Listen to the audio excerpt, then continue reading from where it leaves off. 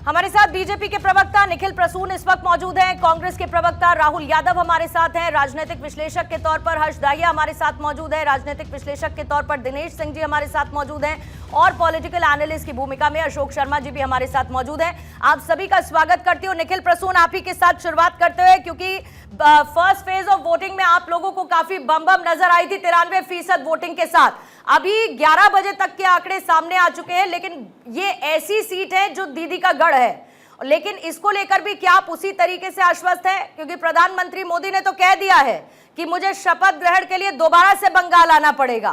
Confidence की वजह क्या है? क्योंकि टीएमसी भी कह रही है सरकार हम बना रहे हैं बंगाल में। नमस्कार। नमस्कार सर। देखिए, बंगाल में लोकतंत्र का महोत्सव चल रहा है। ये हमारे लिए बंगाली अस्मिता को बचाने का महायज्ञ है और मैंने भी सुबह सुबह अपने मताधिकार का प्रयोग किया है। सबसे पहले तो मैं उन मतदाताओं से अपील करूंगा आपके माध्यम से कि जिन्होंने अभी तक मतदान नहीं किया है, जाकर के अपने मताधिकार का प्रयोग करें और इस यज्ञ में अपनी आहुति दें। जैसा कि आपने ये कहा कि ये महत्वपूर्ण चुनाव है। ये चुनाव जो है सो पूरे बंगाली अस्मिता को, सभ्यता को, संस्कृति को बचाने का चुनाव है। सनातन की पुनर्स्थापना का चुनाव है। साथ ही में महिलाओं की जो प्राण रक्षा का चुनाव है, उनकी इज्जत आबरू को बचाने का चुनाव है। जिस तरह से 40 लाख युवाओं का पलायन हुआ, 30 लाख नौकरियां गई और जिस तरह से 20 लाख जो सरकारी कर्मचारी, उनके परिवारों को 7वें वेतन आयोग और डीए का लाभ नहीं मिला, और जिस तरह से 18,000 से ज्यादा एमएसएमई जो लघु उद्योग यहाँ से पलायन करने के लिए मजबूर हो गए और 26,000 से ज्यादा नौकरियां चली गई शिक्षकों की, और हर विभाग में जिस तरह नियुक्ति को लेकर के भ्रष्टाचार का मामला आया और यहाँ के नेताओं को जेल में भरना पड़ा क्योंकि उनके घरों से जो कैश बरामद होता था, ऊंचे ऊंचे कैश के टीले और पहाड़ मिलते थे, उसके खिलाफ जनता का प्रत्युत्तर देने का यह अधिकारी ने एक वीडियो साझा किया है फाल्टा का, जहां पर बीजेपी के बटन के आगे टेप लगा है।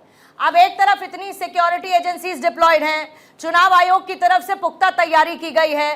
टीएमसी आप पर आरोप लगाती है कि ईवीएम को आप अपने हिसाब से चलाते हैं, चुनाव आयोग को आप अपने हिसाब से चलाते हैं। अब तस्वीरें आ रही हैं कि बीजेपी के बटन के सामने ही टेप लगा हुआ है, तो देखने वाले क्या देख नहीं रहे हैं? आपके एजेंट्स क्या वहां पर है नहीं? देखिए, ईवीएम जब से आया कम से कम 41 पीआईएल ईवीएम पर हो चुका है और सारे विपक्षियों ने कोशिश कर लिया ईवीएम को कि साबित करने के लिए कि इनएक्यूरेट है, इसको बग किया जा सकता है, असफल रहे। अब उन लोगों को जब कुछ नहीं मिला तब ईवीएम के बटन पर ही, और मैं ये बता दूं कि साउथ 24 परगना नई रिवायत नहीं है। पिछले कई चुनावों में इसी तरह ईवीएम पर टेप साटा जाता था और उस वक्त प्रशासन सक्रिय नहीं रहता था, लेकिन इस बार चुनाव आयोग की सतर्कता की वजह से ऐसे मामले आ रहे हैं। वरना तो 7 लाख वोट से वहां के सांसद जीते थे, 7,10,000 या उससे ज्यादा वोटों से जीते थे। देखिए, लोगों को घरों से ही नहीं निकलने दिया जाता है।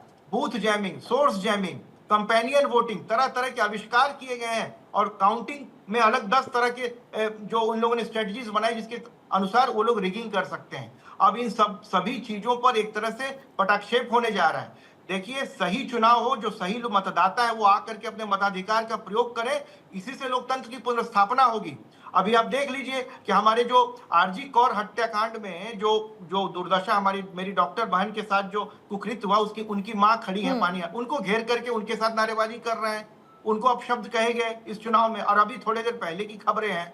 और इसके साथ भी कई जगहों पर जो है सो चुनावी हिंसा। और लेकिन मैं ये चुनाव आयोग को अभी भी बधाई दूंगा, सुरक्षा बलों को धन्यवाद दूंगा कि इसके बावजूद भी बाई एंड लार्ज अभी भी कोई प्राण हानि नहीं हुई। ईश्वर करे ऐसा ना हो जैसा कि पहले फेज में हुआ, वैसे ही मतलब उसी तरह चुनाव संचालित कहा बड़ी बात ये कांग्रेस के प्रवक्ता भी हमारे साथ है, राहुल जी उनसे आप सवाल लीजिएगा। नहीं सर, बात ये है, लेकिन आप ये कह रहे हैं कि ये सब पहले हुआ करता था, लेकिन आज भी अगर ऐसी तस्वीरें आती हैं तो फिर जाहिर है कि फिर बदला क्या? बात तो बदलाव की थी ना गुंजन। बिल्कुल। और सबसे राहुल जी, अब आपसे मैं थोड़ा सा समझना चाहूंगी, कहाँ खुद को आप देख रहे हैं? टीएमसी अपने दावे कर रही है, बीजेपी अपने वादे कर रही है। लौटेंगे आपके पास।